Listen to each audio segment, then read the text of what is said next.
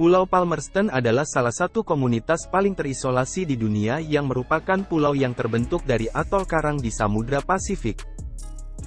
Pulau yang dikontrol langsung oleh Selandia Baru ini hanya memiliki 62 orang penduduk, dan semuanya berasal dari garis keturunan yang sama. Berjarak sekitar 2000 mil dari Selandia Baru, membuatnya berada dalam jajaran tempat paling terpencil di dunia. Pemukiman yang berada jauh terpencil ini tidak memiliki kehidupan seperti yang biasanya, karena di sana tidak memiliki bandara, toko, mobil, hotel, rumah sakit maupun restoran. Namun terlepas dari kekurangan fasilitas itu, terdapat satu keluarga yang berhasil hidup makmur selama lebih dari 100 tahun.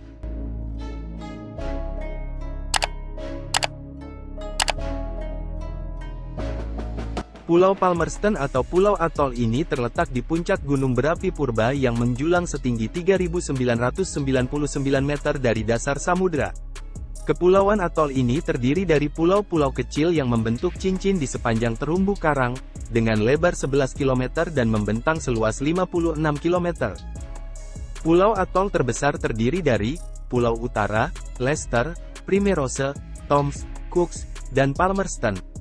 Di antara pulau-pulau itu, Palmerston merupakan satu-satunya pulau yang dihuni secara permanen. Satu-satunya akses untuk ke sana adalah dengan menggunakan perahu, walaupun sebenarnya di sana tidak memiliki pelabuhan. Perjalanan bisa memakan waktu sekitar 8-9 hari, dan selama itu, para pelancong tidak akan melihat daratan, ataupun bertemu dengan kapal lain.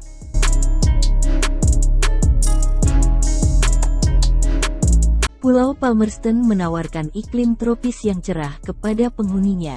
Walaupun begitu, tempat yang unik ini mengalami cuaca berangin dan badai sesekali.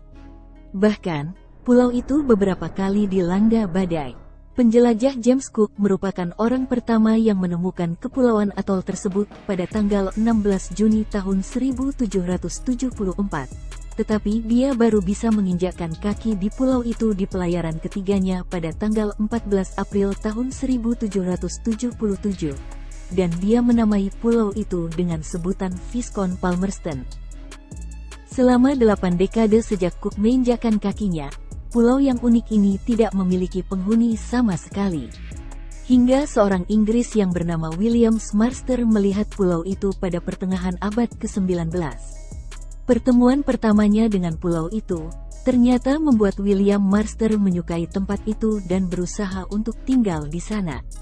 Hingga akhirnya impiannya itu tercapai, ketika pemilik pulau pada waktu itu John Brander menunjuk Marster untuk mengurus pulau itu. Dan selama tinggal di sana, Marster banyak menanam pohon kelapa. Dan itu membantunya untuk bisa mendapatkan makanan, dan perbekalan yang dikirim oleh Brander ke pulau itu, yang dibarter dengan minyak kelapa yang dihasilkan olehnya. Ketika Marster tiba di pulau itu pada tahun 1863, dia ditemani oleh 3 orang istri, dan memiliki 23 anak dan 54 cucu. Hal ini menghasilkan populasi di pulau itu menjadi beberapa rumah tangga yang masih tinggal di pulau itu hingga saat ini. Marster menghabiskan waktunya bertahun-tahun di dalam bangunan yang dibuatnya dengan menggunakan kayu bekas dari bangkai kapal. Pada tahun 1888 William Marster mengklaim Pulau Palmerston sebagai miliknya, setelah pemiliknya John Brander meninggal dunia. Akan tetapi klaimnya tersebut ditentang oleh seorang kerabat Brander, yang memperjuangkan warisan melalui garis keturunan. Dan pada akhirnya, William Marster keluar sebagai pemenang ketika Ratu Victoria memberinya kepemilikan atas pulau itu, melalui sewa selama 21 tahun.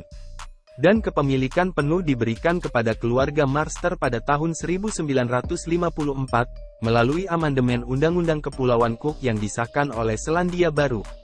Pohon kelapa yang menjadi tumpuan hidup Marster selama 36 tahun mengalami kehancuran karena terserang hama pada tahun 1899, dan dia yang sudah berusia 78 tahun saat itu, jatuh sakit dan meninggal karena kekurangan gizi, pada tanggal 22 Mei.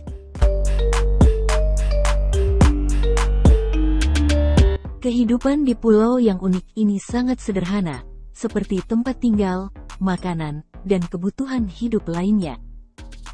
Untuk bertahan hidup, penduduk pulau itu memiliki makanan yang beragam, mulai dari kelapa, ikan laut, dan kerang. Pada abad ke-19 hingga awal abad ke-20, masyarakat di sana menggunakan air hujan sebagai kebutuhan hidup yang ditampung ke dalam 2 tangki besar untuk digunakan bersama. Tapi sekarang, rumah-rumah yang ada sudah mempunyai suplai air sendiri berupa tangki plastik individu. Tapi itu tidak akan bertahan lama. Setelah berapa bulan air itu akan habis, dan masyarakat di sana akan kembali menggunakan 2 tangki penampung di pulau itu. Kesederhanaan sangat melekat di pulau itu, karena di sana Anda juga tidak akan melihat jalan yang beraspal. Sebab Palmerston hanya memiliki 2 jalan utama yang terbuat dari tanah saja. Kegiatan sehari-hari sebagian besar laki-laki di pulau itu adalah pergi memancing. Sedangkan wanitanya membuat pakaian dan perhiasan dari bahan yang terdapat di pulau, serta menyiapkan makanan untuk dimakan dan disimpan. Penduduk pulau itu menganut agama Kristen dan sangat taat dalam beribadah. Bahkan saat hari Minggu penduduk di sana dilarang melakukan banyak hal kecuali pergi ke gereja. Saat mengunjungi Palmerston, sebaiknya Anda menyiapkan barang atau jasa untuk diberikan kepada penduduk lokal, sebagai ganti telah melayani para tamu. Kebiasaan itu telah membantu mereka mendapatkan pendapatan, karena pertumbuhan ekonomi di sana sangat terbatas. Ini dikarenakan lokasinya yang terpencil, sehingga membuat Palmerston sulit mempertahankan perdagangan. Selain pariwisata, Palmerston juga memiliki pendapatan yang diperoleh dari ekspor kopra dan ikan kakatua. Hasil yang diekspor pulau itu akan ditukar dengan makanan dan perbekalan, seperti beras dan bahan bakar. Kesulitan yang didapat oleh penduduk pulau itu saat melakukan perdagangan tidak lepas dari kurangnya distribusi yang konsisten. Penyebabnya tidak lain adalah kapal yang hanya berlayar di setiap 6 bulan, dan hal itulah yang menghambat penduduk pulau itu untuk membawa produk mereka ke pasar. Pulau yang indah ini memiliki tenaga surya dengan mesin generator yang sangat membantu penduduknya. Dengan adanya tenaga surya, penduduk di sana bisa menyimpan ikan mereka di dalam lemari es, mereka juga bisa mencuci baju dengan menggunakan mesin cuci, dan bisa memiliki TV satelit. Pulau itu bahkan menyediakan 2 telepon yang bisa membantu penduduk pulau untuk terhubung dengan teman dan keluarga di seluruh dunia. Jika mesin generator memiliki bensin, maka mesin itu akan digunakan dari jam 6 pagi hingga siang hari, dan di waktu malam hari, untuk menyalakan lampu jalan hingga peralatan rumah tangga, dan freezer. Seperti itulah kehidupan yang ada di pulau yang terpencil dengan populasi yang sedikit. Dengan kesederhanaan mereka bisa bertahan, dan dengan cinta mereka bisa hidup dan bahagia. Bagaimanakah pendapat kalian tentang pulau yang unik ini? Silahkan tulis pendapat kalian di kolom komentar di bawah.